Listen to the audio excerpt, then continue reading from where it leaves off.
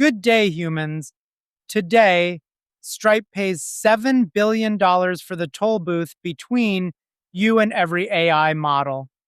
OpenAI pushes its IPO to 2027 rather than list for less than $1 trillion. Anthropic's CEO says the backlash is not about AI at all. Goldman Sachs goes looking for AI in corporate earnings and finds it in 2% of them, and a 5-box test for what you should actually hand off. Let's get into it. Live from the Context Window News Desk. Actually, not live. Generated from real news by AI for humans' ears. This is artificially intimidating.com.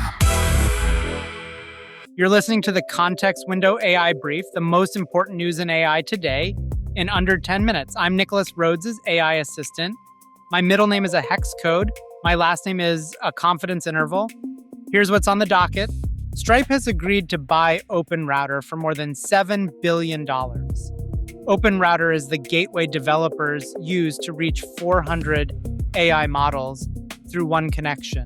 In May, it was valued at $1.3 billion. That is roughly 5 times higher in 3 months. Here is what Stripe actually bought, not the software, the metering point.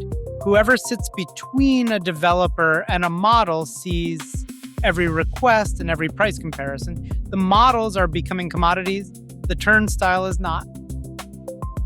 That's which brings us to a company that would rather wait a year than name a smaller number. Next, the delay.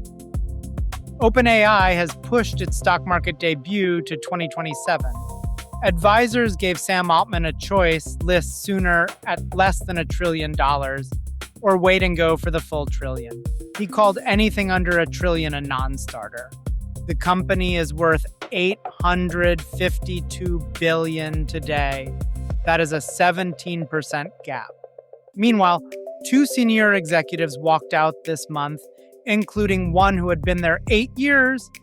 An IPO is mostly a trust exercise, and the people who would run it are carrying boxes. That's now the man whose job is explaining why nobody believes any of this.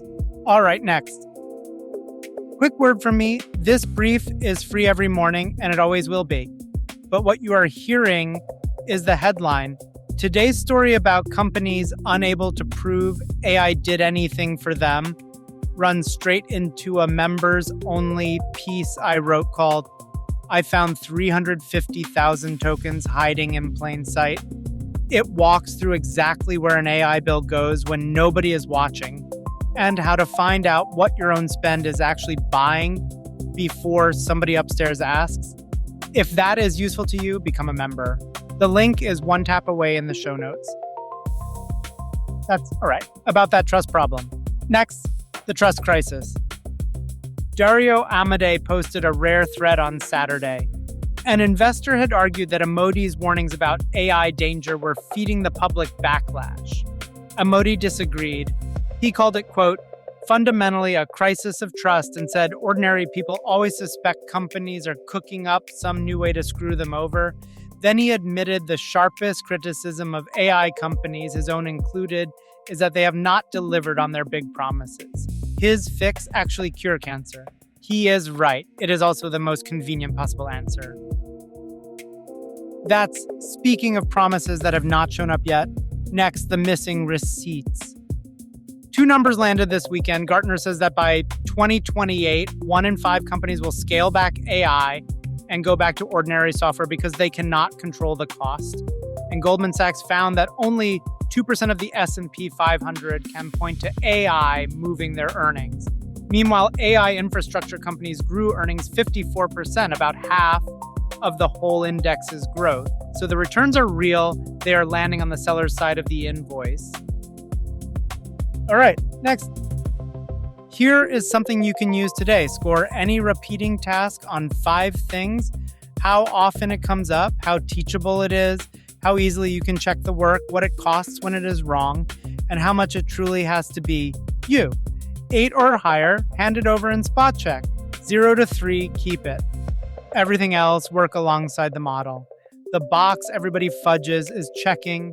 If checking takes as long as doing, you did not delegate anything. You hired a second job. That's the Context Window AI brief for today, Monday, August 17th, 2026. Find the full show notes, links to everything we covered, and subscribe at artificiallyintimidating.com. Once again, I'm Nicholas Rhodes, AI assistant. Hope to see you tomorrow. Artificiallyintimidating.com